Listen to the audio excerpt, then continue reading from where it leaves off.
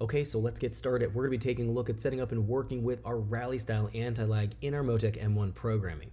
Now, a rally anti-lag is going to be used for a turbocharged engine where in lift throttle or overrun conditions, you want to generate boost pressure so that when you come back on the throttle, you don't want to have to wait for the boost to come back on again. It's going to be really effective in rally style racing, but it can be used in other forms of motorsports, such as a road course, for example, if you don't want to wait for that boost to come in. Now, we have to be mindful of how we configure and set this up because it is extremely hard on exhaust components, exhaust valves, and it can overheat the engine very easily. So there's going to be some things we build into this and control strategy very specific with the Motec so that we don't introduce extremely high exhaust temperatures and damage exhaust components.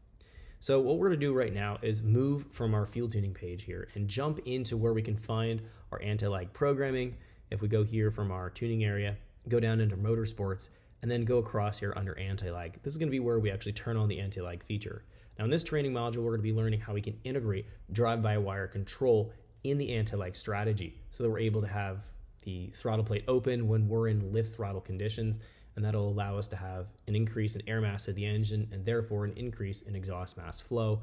So you can do the anti-lag function with mechanical based throttle. You're going to have to open your throttle blade a lot in order to simulate what we have going on here, and you're gonna have to introduce what's known as a cyclic style rev limiter for idle control so the engine doesn't free rev up to something like 4,000, 5,000, 6,000 RPM when you come down into idle conditions. You've probably heard a rally engine, a rally car, rally engine as it's coming into the pits or slowing down, it has that cyclic style limiter in place, and that's due to how we have to control things, again, with that mechanical based throttle body. With the drive-by-wire, it's definitely a lot more control, and we don't have to apply a cyclic limiter, but we'll talk about how to go and deal with that either scenario here in this training module. The next training module, we're going to be learning how we can introduce an anti-lag valve, which is similar to a wastegate, which allows us to control things in a little bit different strategy. It's actually easier on the engine and our exhaust components. We'll get into what that all represents in, again, our future training tutorial, but for right now, let's talk about setting up a general anti-lag strategy here for our programming. Now, before we go in here and turn on our anti-lag, we can see right now it's showing not in use. We need to talk about what we are going to go after within the control strategy. So when we're in overrun or lift throttle conditions, we'll find if our throttle plate's closing, that means the amount of air mass coming into the engine is going to be reduced.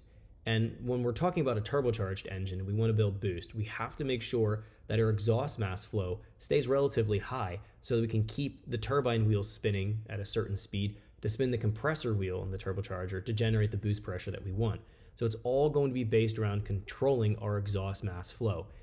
In a lift throttle, closed throttled condition, we'll find that exhaust mass flow is going to get really low and the turbocharger is going to slow down in its speed. So when we come back on the throttle, we're going to have to wait for that boost to actually kick back in and start to generate, which can slow us down in a cornering situation or lift throttle situation. So what we want to do is increase our exhaust mass flow. And the general strategy is going to be retard the ignition timing. Late ignition timing will increase the exhaust pressure, exhaust temperature, increasing exhaust mass flow, which will help us build a little bit more boost when we come back on the throttle. Then we're also going to need to have a limiter in place, some type of a fuel or ignition cut.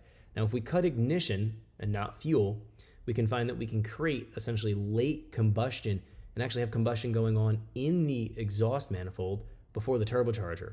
Now, that is going to generate very rapid exhaust mass flow, but the problem is the EGTs will get so hot so fast, we can literally melt the turbine wheel on our turbocharger.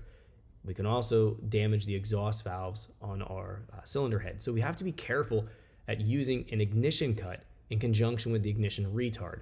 We need to control our exhaust temperature and ultimately control the entire temperature that we have going on when the anti-lag's applied. So what we can actually do, and the best way to implement a rally style anti-lag, is to use a cut, but not base it purely around an ignition cut, but base it more heavily on a fuel cut. If we're shutting down how much fuel we're feeding into a late combustion situation, it will reduce the exhaust temperature.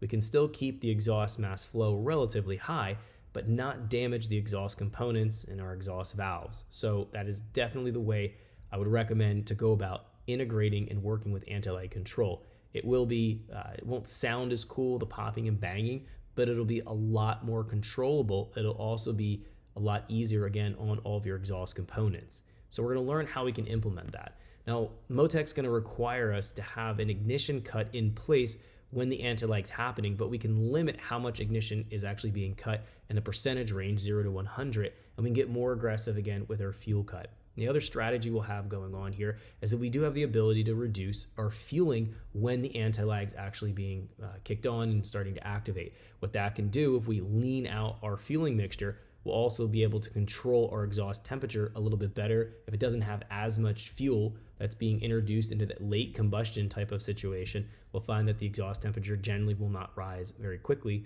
and we can again still have control over the exhaust mass flow, have it high enough that we can generate boost pressure but not get out of control and damage things. So it's going to be another part of our strategy. So what we're going to do right now is jump in here and actually turn on our anti-lag in the mode, and we're going to go from not in use and we're going to set this to enable. Now in this tutorial, we're going to be worrying about the anti-lag area here for all of our programming tables. Then we can see here we have a boost area and we have a turbocharger area. This is used for the next tutorial. So we're going to omit that from this training module, looking at the general anti-lag control.